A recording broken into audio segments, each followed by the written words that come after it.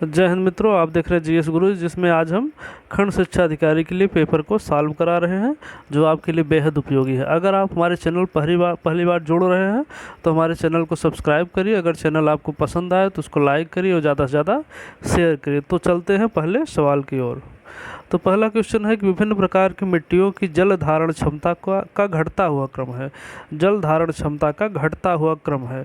तो इसमें option A B C D करके दिया है, तो कौन सा क्रम सही है? तो इसमें सही क्रम है कि मृत्तिका जो होती है काली मिट्टी होती है। काली मिट्टी की जल धारण क्षमता सर्वाधिक होती है और इसीलिए जब ये सूखती है तो इसमें दरारें फट जाती हैं। क्या फट जाती हैं? दरारें फट जाती हैं। और उस दरार के नीचे भी अगर आप 1 फीट आधा फीट अगर आप उस पर खुदाई करते हैं तो वहाँ की मिट्टी में नमी आपको मिलेगी। इसीलिए मृत्तिका में जो है कपास की खेती की जाती है। उसके बाद गाद आता है। गाद जो होता है डेल्टा होता है नदी का। जब नदियाँ समुद्र में मिलती हैं तो अपने साथ जो है मिट्टी को बहा के ले जाती है। वो बारीक मिट्टी नदी के तलछट में जमा हो जाती है और जो बाकी मिट्टियाँ होती हैं वो जो है मिट्टियाँ जो है तलछट में जमा कैसे होती, पहले ये समझ लीजिए कि मोटे से पतले की ओर पहले मिट्टी का मोटा कण जमा होगा, उसके बाद उससे पतला, सबसे लास्ट में गाद जमा होगा। तो गाद जो होता है वो मृत्तिका से मोटा होता है और उसके बाद जो होता है बालू सबसे मोटा कण है। तो यही क्रम है। तो इसमें आपका आंसर कौन सा सही है? तो आंसर सही है ए वाला, ये जो है सही आंसर है। अब देखते हैं हारमुज की संधि पाई जाती है। तो हारमुज की संधि क्या है? हारमुज की संधि जो है, संधि किसे कहते हैं? संधि वो है जो जल के मार्ग को जोड़ता है। कैसा जल मार्ग? जो रास्तों को जोड़ता है, दो स्थल खंडों के बीच संकरा स्थान, वही संधि होता है। तो ये हारमुज की संधि कहाँ पर है? ये एक बहुत चर्चित संधि है जो कि एशिया में स्थित है, पश्चिमी एशिया में, जहाँ अरब प्रायद्वीप जिसको कह सकते हैं, तो अरब प्रायद्वीप में है, जो कि फारस की खाड़ी तथा ओमान की खाड़ी के बीच में स्थित है। यहाँ से तेल का जो है कारोबार होता है इस खाड़ी से। तो इसलिए ये युद्ध का कारण, कुवैत युद्ध में जो है इसको अपने आगोश में ले लिया था। अब देखते हैं निम्नलिखित में से कौन सा युग्म सुमेलित है। तो कैपिटल है और देश है, राजधानी है और देश, इसमें सुमेलित कौन सा है? तो सुमेलित जो है यही है, लेबनान की कैपिटल जो है बेरूत है। बाकी आपको पता है कि बगदाद जो है इराक की कैपिटल है और तुर्की का जो है अंकारा है। तुर्की का कैपिटल जो है अंकारा है और यूक्रेन की कैपिटल जो है, यूक्रेन की कैपिटल निकोसिया, कीव है, कीव, सॉरी, यूक्रेन का जो है कीव है, इसका कीव है यूक्रेन का। अब आगे बढ़ते हैं। हमारी आकाशगंगा के केंद्र की परिक्रमा करने में सूर्य को समय लगता है। हमारी आकाशगंगा के केंद्र की परिक्रमा करने में सूर्य को समय लगता है। तो कितना समय लगता है आपको पता होगा? कितना समय लगता है? 25 करोड़ वर्ष। जब आप भूगोल की किताब पढ़ेंगे तो उसमें लिखा रहता है कितना समय लगता है, 25 करोड़ वर्ष। तो 25 करोड़ वर्ष क्यों? क्योंकि गुरुत्वीय केंद्र से लगभग 30,000 प्रकाश वर्ष की दूरी तथा 230 किलोमीटर प्रति सेकंड औसत गति के कारण सूर्य को आकाशगंगा के केंद्र की एक परिक्रमा करने में लगभग 22.5 से 25 करोड़ वर्ष लगते हैं। कितने समय लगते हैं? 22.5 से 25 करोड़ वर्ष लगते हैं। और परिक्रमा की यह अवधि जो है ब्रह्मांड वर्ष कहलाती है। कैसा वर्ष? ब्रह्मांड वर्ष। कैसा? ब्रह्मांड वर्ष, ब्रह्मांड वर्ष। तो इसको आप समझ लेंगे। तो अगला जो है, निम्नलिखित में से कौन सा राष्ट्रीय जलमार्ग नंबर 1 है? तो राष्ट्रीय जलमार्ग नंबर 1 कौन सा है? गंगा भागीरथी हुगली जलमार्ग, इसको राष्ट्रीय जलमार्ग संख्या 1 कहते हैं। ये जो है इलाहाबाद से हल्दिया को जोड़ता है। उसके बाद अगला प्रश्न है, भारतीय दलहन अनुसंधान संस्थान स्थित है। भारतीय दलहन अनुसंधान संस्थान कहाँ स्थित है?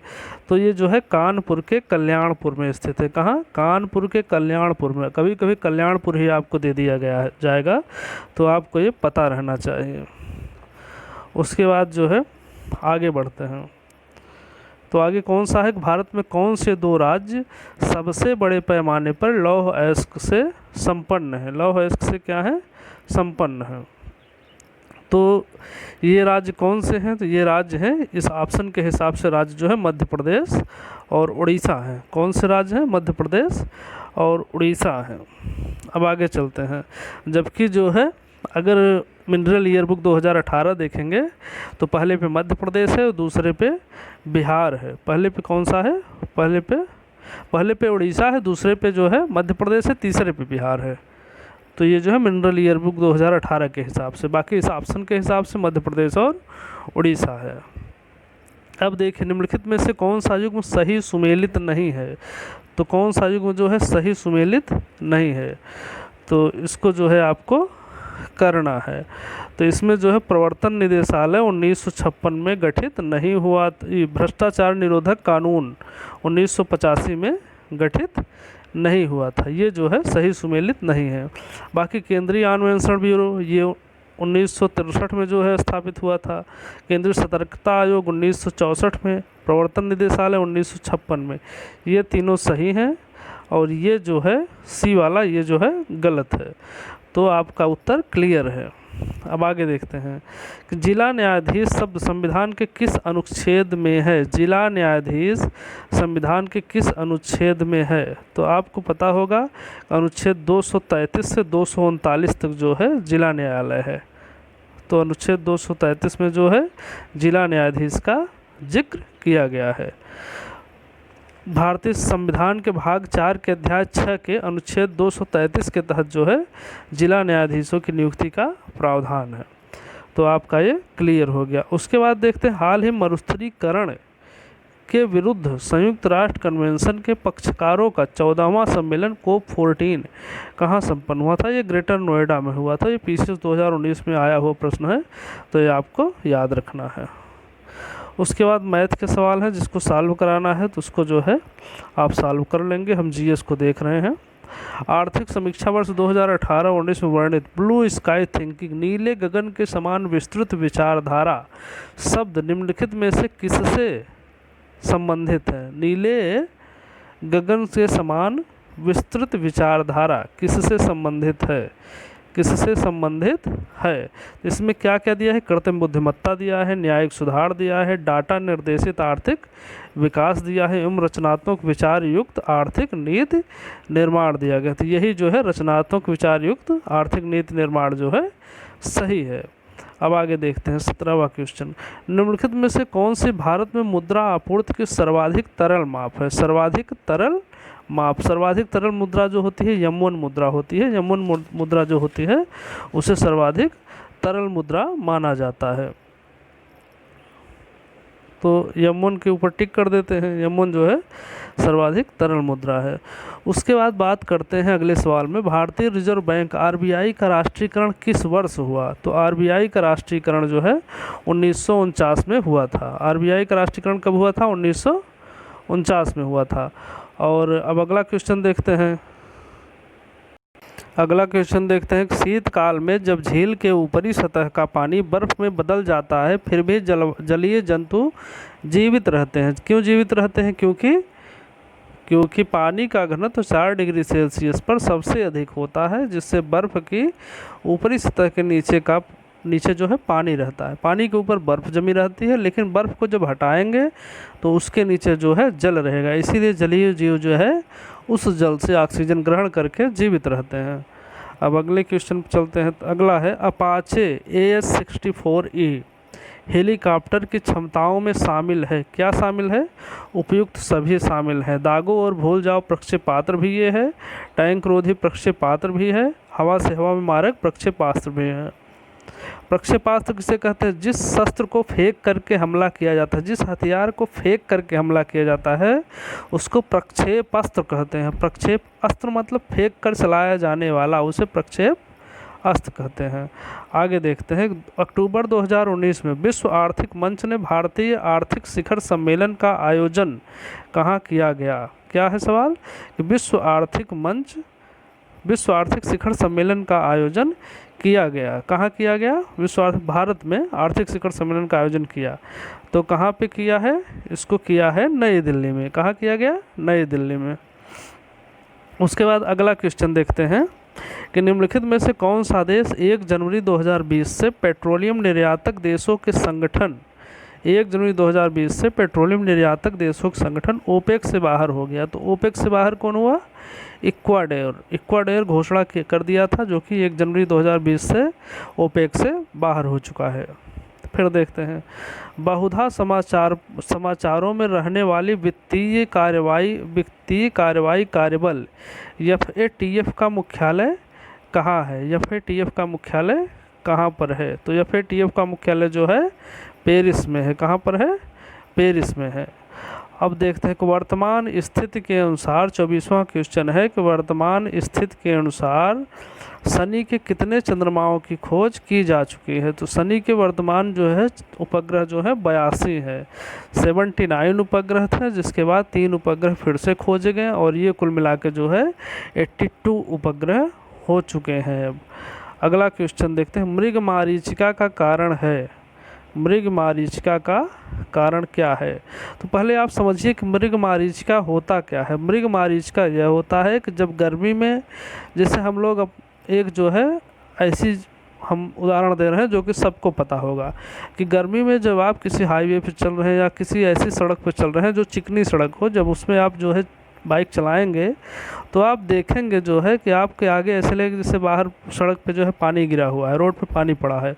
तो वही जो होती है मृगमारीचिका होती है। और जैसे हिरण जो है राजस्थान के या किसी मरुस्थल में पानी की खोज में जब दौड़ता है तो उसको इसी तरह हर जगह पानी दिखाई देता है कुछ दूर पे दौड़ते दौड़ते, लेकिन वो पानी नहीं होता है। वो क्या होता है? वह होता है प्रकाश का पूर्ण आंतरिक परावर्तन, जो कि हीरे में होता है। क्या होता है? प्रकाश का पूर्ण आंतरिक परावर्तन होता है, जो कि हीरे में भी प्रकाश का पूर्ण आंतरिक परावर्तन होता है। अब चलते हैं अगले क्वेश्चन की ओर कि इसरो ने चंद्रयान-2 मिशन के लिए चंद्रमा के दक्षिणी ध्रुव को क्यों चुना? क्यों चुना दक्षिणी ध्रुव को? इसका आंसर कौन सा है? ABCD आप देख लीजिए, उसके बाद हम आपको बता रहे हैं। तो क्यों चुना? इसलिए चुना क्योंकि दक्षिणी ध्रुव में, इसका आंसर ए सही है, दक्षिणी ध्रुव में क्रेटर है जिसमें प्रारंभिक सौर प्रणाली के जीवाश्म जो है साक्ष्य हैं। तो आपको पता होगा कि चंद्रयान मिशन 2 कब लॉन्च किया गया? चंद्रयान मिशन 2 जो है 22 जुलाई को लॉन्च किया गया। कब लॉन्च किया गया था? 22 जुलाई। चंद्रयान 2 22 जुलाई को लॉन्च किया गया 2019 को, जो कि एक सफल अभियान कहा जा सकता है। हालांकि वो क्रैश हो गया था, लेकिन फिर भी जो है प्रारंभिक सफलता उसमें कुछ मिली है, जिससे जो है हमारे वैज्ञानिक बहुत उत्साहित हैं। वो फिर से जो है 2021 तक चंद्रमा पे एक मिशन भेजेंगे। तो ये हो गई चंद्रयान 2 की बात। अब चलते हैं आगे। 27वां क्वेश्चन क्या है? 27वां हम पढ़ रहे हैं। 27 जो है, भारतीय संविधान का कौन सा अनुच्छेद संवैधानिक विवाद में सर्वोच्च न्यायालय के अपीलीय क्षेत्राधिकार से संबंधित है? सवाल क्या है? पढ़ लीजिए एक बार, देख लीजिए आप कि भारतीय संविधान का कौन सा अनुच्छेद संवैधानिक विवाद में सर्वोच्च न्यायालय के अपीलीय क्षेत्राधिकार से संबंधित है। तो देखिए ऑप्शन ABCD सब आप पढ़ लीजिए। तो इसका जो है आंसर कौन सा सही है? अनुच्छेद 134A को मिलाकर अनुच्छेद 132 को पढ़ना, यही जो है संवैधानिक अधिकार देता है। अब देखिए अगला क्वेश्चन है, प्रोटेम स्पीकर का कर्तव्य होता है। प्रोटेम स्पीकर कौन होता है? पहले ये समझ लीजिए कि जब चुनाव होता है तो चुनाव के बाद जो है जब सदस्यों को शपथ ग्रहण करना होता है तो उन सदस्यों में से सबसे वरिष्ठ सदस्य जो होता है वही शपथ जो है दिलाता है, और जो शपथ दिलाता है उसी को क्या कहते हैं? Pro tem speaker. शपथ दिलाने के बाद जो है एक स्पीकर का चुनाव हो जाता है और प्रोटेम स्पीकर वरिष्ठ सदस्य को जो है अमान्य घोषित कर दिया जाता है। तो इसका आंसर कौन सा है? आंसर आप देख लीजिए, जो बताए हैं आपको उदाहरण उसको पहले समझिए। वो सदस्यों को शपथ दिलाना उसका कर्तव्य होता है। हम आपको पहले बता चुके हैं कि शपथ दिलाने के बाद उसको हटा दिया जाता है, क्योंकि एक जो है अस्थाई चुन लिया जाता है स्पीकर। अगला क्वेश्चन देखते हैं कि भारत का उपराष्ट्रपति क्या करता है? भारत का उपराष्ट्रपति क्या करता है, इसमें देखना है कि इसमें ऑप्शन है कि भारत का द्वितीय उच्चतम प्रतिष्ठित पदाधिकारी है, के पास पद से संबंध कोई औपचारिक कार्य दायित्व तो नहीं होता है, राष्ट्रपति की अनुपस्थिति में उसके कार्यों का निर्वहन करता है, राष्ट्रपति के पद त्याग अपदस्थीकरण अथवा मृत्यु के चलते राष्ट्रपति के रूप में कार्य करता है। तो आपको जो है देखना है कि इसमें कौन सा सही है। तो सही उत्तर चुनिए। सही उत्तर जो है चारों हैं। क्यों चारों हैं? क्योंकि वो जो है द्वितीय उच्चतम प्रतिष्ठित पदाधिकारी, इसीलिए इसको उपराष्ट्रपति कहते हैं। और पद से संबंध कोई औपचारिक दायित्व नहीं है। औपचारिक दायित्व नहीं क्योंकि यह जो है राज्यसभा का सभापति होने के नाते ये रहता है पद पे, ना कि जो है उपराष्ट्रपति के रूप में वेतन मिलता है। उसके बाद तीसरा है कि राष्ट्रपति के अनुपस्थित में उसके कार्यों का निर्वहन करता है, ये निर्वहन करता है उसका। और राष्ट्रपति के पद त्याग अपदस्थीकरण अथवा मृत्यु के चलते राष्ट्रपति के रूप में कार्य करता है। हाँ, करता है, क्योंकि राष्ट्रपति अगर इस्तीफा देता है तो वह इस्तीफा जो होता है उपराष्ट्रपति को ही संबोधित करके दिया जाता है। अगला क्वेश्चन अब देखते हैं। तो अगले क्वेश्चन में क्या है? तो अगले क्वेश्चन में निम्नलिखित में से कौन सा राज्य के नीति निर्देशक सिद्धांत संविधान में बाद में जोड़ा गया? बाद में कौन सा जोड़ा गया? ग्राम पंचायतों का संगठन, गोवध निषेध, मुफ्त कानूनी सलाह, समान नागरिक संहिता। तो इसमें जो है मुफ्त कानूनी सलाह जो है बाद में जोड़ा गया। तो इसको आप देखते रहिए।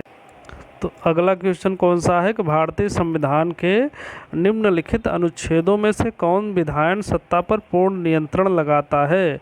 क्या करता है? विधायन सत्ता पर पूर्ण नियंत्रण लगाता है। तो ये है अनुच्छेद 14। अनुच्छेद 14 जो है विधायन सत्ता पर पूर्ण नियंत्रण लगाता है। अगला क्वेश्चन है कि निम्नलिखित में से कौन अंतरिम सरकार का सदस्य नहीं था? अंतरिम सरकार के सदस्य भीमराव अंबेडकर नहीं थे। बाकी जवाहरलाल नेहरू भी थे, अली जहेर भी थे, सरदार बलदेव सिंह जो है रक्षा मंत्री थे, जवाहरलाल नेहरू उपाध्यक्ष ही थे, सबको पता है, जिसे प्रधानमंत्री कहते हैं। अब कैश के लेन देन को बढ़ावा देने के लिए भारत सरकार द्वारा किस समिति का गठन किया गया? कौन सा सवाल है? कैश के लेन देन को बढ़ावा देने के लिए भारत सरकार द्वारा किस समिति का गठन किया गया? अब इसमें देखेंगे A option, B, A, B, C सब ऑप्शन देख लीजिए आप, उसके बाद जो है आंसर दीजिए। तो इसका आंसर कौन सा है बताइए? इसका आंसर है नीरज कुमार गुप्ता समिति। ये जो है कैश के लेन देन को बढ़ावा देने के लिए इस समिति का गठन किया गया। अगला देखिए कि राष्ट्रीय हार्टिकल्चर मिशन किस पंचवर्षीय योजना में आरंभ किया गया? हार्टिकल्चर मिशन क्या है पहले ये समझिए कि हार्टिकल्चर मिशन जो होता है वो कृषि को, वो बागवानी को, कृषि से ही बागवानी भी रिलेटेड है, बागवानी को बढ़ावा देने के लिए ये मिशन शुरू किया गया, जो कि 10वीं पंचवर्षीय योजना में इसको शुरू किया गया। किस पंचवर्षीय योजना में? 10वीं पंचवर्षीय योजना में। उसके बाद मिश्रित अर्थव्यवस्था का तात्पर्य आप समझ लीजिए कि मिश्रित अर्थव्यवस्था निजी व सार्वजनिक दोनों क्षेत्रों की विद्यमानता जिसमें होती है वही जो है मिश्रित अर्थव्यवस्था के रूप में जानी जाती है। तो इसमें बी सही है। उसके बाद भारत में ट्रेजरी बिल बेचे जाते हैं। क्या बेचे जाते हैं? ट्रेजरी बिल बेचे जाते हैं। तो ये जो है भारतीय रिजर्व बैंक के द्वारा बेचे जाते हैं। किसके द्वारा बेचे जाते हैं? भारतीय रिजर्व बैंक के द्वारा जोड़े जाते हैं, बेचे जाते हैं, सॉरी। उसके बाद हिंदू वृद्धि दर किस वर्ष किस दर से संबंधित है? तो हिंदू वृद्धि दर जो है आप बताइए, जन्म दर राष्ट्रीय है, जनसंख्या साक्षरता किससे संबंधित है? हिंदू वृद्धि दर जो है राष्ट्रीय आय से संबंधित है, जिसे 1983 में प्रोफेसर राजकृष्ण ने इसको हिंदू वृद्धि दर के रूप में संबोधित किया था। उसके बाद अगला क्वेश्चन है कि वर्ष 1921 के मोपला आंदोलन की शाखा थी। मोपला आंदोलन शाखा थी, किसकी शाखा थी?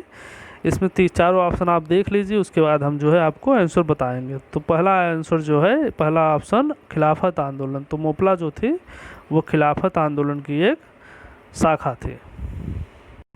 अगला क्वेश्चन है कि 1857 की क्रांति सर्वप्रथम कहाँ से प्रारंभ हुई? तो कहाँ से प्रारंभ हुई सबको पता है, ये प्रारंभ हुई थी। आप बताइए, पहले आप गेस करिए, गेस कर लें उसके बाद हम बताते हैं। 1857 की क्रांति का शुभारंभ जो है मेरठ से होता है। कहाँ से होता है? मेरठ से होता है। और मेरठ से क्यों होता है? इसको जो है हम आपको 1857 के विद्रोह के नाम से कुछ वीडियो डाले हैं, जिसको आप देखेंगे तो आपको समझ में आ जाएगा। अगर इतिहास का एक लेक्चर होता तो उसमें हम आपको बताते हैं। अब देखें कि निम्नलिखित कथनों में से कौन बहादुर शाह जफर के बारे में सही नहीं है। क्या सही नहीं है? सही नहीं है इसमें जो है पहले से देखिए आप कि वह बिना साम्राज्य का सम्राट था। क्या है? वह बिना साम्राज्य का सम्राट था, ये तो सही है। इब्राहिम जौक असदुल्लाह था गालिब उसके कविता के शिक्षक थे, ये भी सही है। हसन अस्करी उसके आध्यात्मिक निर्देशक थे, ये भी सही है। इसमें है कि वह 1 लाख रुपए से कम प्रतिमाह ईस्ट इंडिया कंपनी के पेंशन के रूप में प्राप्त करता था, ये जो है गलत है। तो इसका आंसर यही होगा, डी होगा। अब अगला देखते हैं, चित्रकला की मुगल शैली का प्रारंभ किया था। क्या है? चित्रकला की मुगल शैली को प्रारंभ किया था। किसने किया था? इसको किया था, आप बताइए पहले, बताइए। अकबर ने किया था, हुमायूं ने किया था, जहांगीर ने किया था, शाहजहां ने किया था। चित्रकला की मुगल शैली का प्रारंभ किया था हुमायूं ने। हुमायूं अपने साथ जो है काबुल से जो है 2 चित्रकार लेके आता है।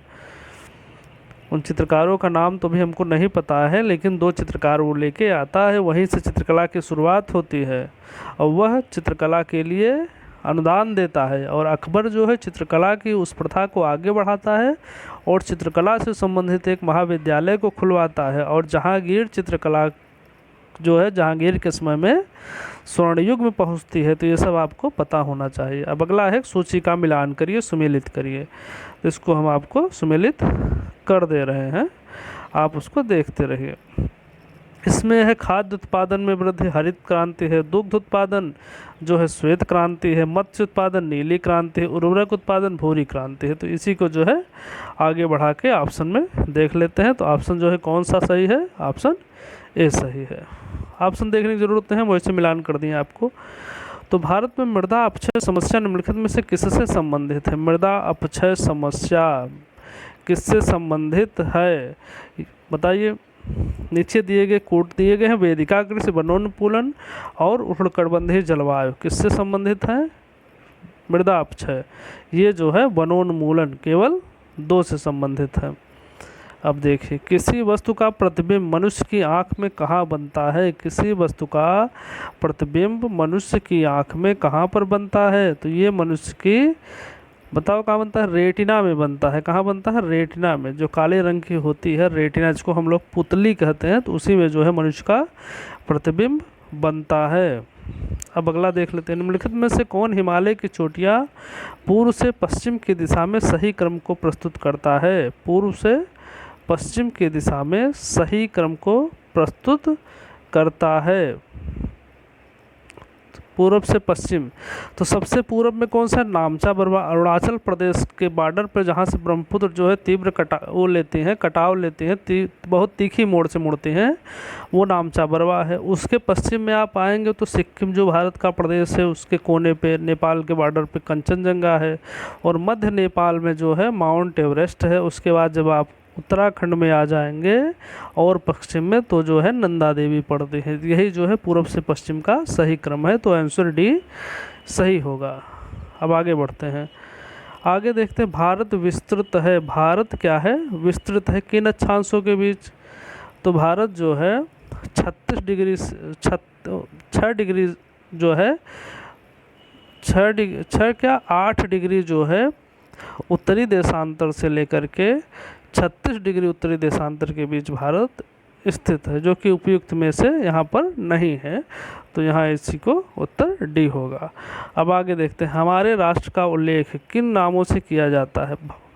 जो है इसका नाम जो है, नाम संविधान में जो है भारत तथा इंडिया कहा जाता है। क्या कहा जाता है? भारत, जो कि इंडिया है। उसके बाद जो है अगला क्वेश्चन देखते हैं। अगला क्वेश्चन है कि निम्नलिखित में से कौन एक भारत शासन अधिनियम 1935 में स्वीकार किया हुआ महत्वपूर्ण और अस्थायी अवयव जो है नहीं है? तो कौन नहीं है? देश के लिए लिखित संविधान, यही जो है नहीं है। भारत शासन अधिनियम में इसको स्वीकार नहीं किया गया था। उसके बाद देखते हैं, निम्नलिखित युग्मों पर विचार कीजिए। क्या है? निम्नलिखित युग्मों पर विचार कीजिए। तो इसमें जो है सही कौन से, मधुबनी चित्रकला जो है मधुबनी जिला बिहार की है, और सिंघे खव सिंधु दर्शन जो है लद्दाख में है। ये जो है सुमेलित है। आगे देखते हैं कि महात्मा गांधी के चंपारण सत्याग्रह का किसने विरोध किया था। महात्मा गांधी के चंपारण सत्याग्रह का विरोध किसने किया था? तो जो है एनजी रंगा, जो है एनजी रंगा ने महात्मा गांधी के चंपारण सत्याग्रह का विरोध किया था। और रविंद्रनाथ टैगोर ने भी विरोध किया था। रविंद्रनाथ टैगोर किस चीज़ का विरोध किया? उन्होंने महात्मा की उपाधि दी थी, सराहना किया था, लेकिन महात्मा गांधी के एक सिद्धांत का विरोध किया था। किसका? कि जिसमें महात्मा गांधी कहते हैं कि ब्रिटिश वस्तुओं की होली जलाओ, इस बात का उन्होंने बहुत बड़ा विरोध किया। कहा कि आप जो है ब्रिटिश वस्तुओं का ऐसा नंगा नाच नहीं कर सकते, मतलब अपनी ज़बरदस्ती का। तो मित्रों, ये आज का वीडियो रहा जो कि आपके लिए बेहद उपयोगी है। वीडियो बड़ा लंबा खिंच जाता है, इसलिए हम इसको यहीं पर रोक रहे हैं। बाकी आगे की सीरीज़ हम आपको अगले वीडियो में देंगे। तो आपको अगर हमारा वीडियो समझ में आए तो उसको लाइक करिएगा, शेयर करिएगा, और अभी सब्सक्राइब ना किए हो सब्सक्राइब करिएगा। अपने मित्रों से कहिए चैनल को सब्सक्राइब करें, उसको मोटिवेट करें, जिससे हम आपको और ज़्यादा वीडियो, अच्छे से अच्छा वीडियो दे सकें। धन्यवाद।